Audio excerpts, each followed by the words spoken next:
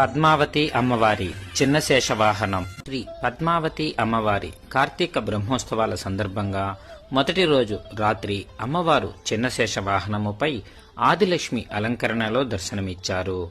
లక్ష్మీదేవి యొక్క వివిధ రూపాలు ఎన్ని ఉన్నా అమ్మవారి యొక్క తొలి రూపమైనటువంటి ఆదిలక్ష్మి అలంకరణలో చిన్న శేషవాహనముపై అమ్మవారు దర్శనం ఇవ్వడం జరిగింది.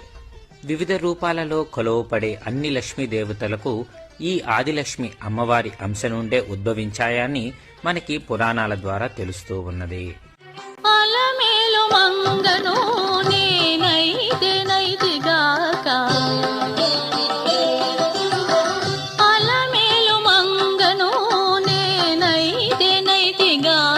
నిలుచుండినను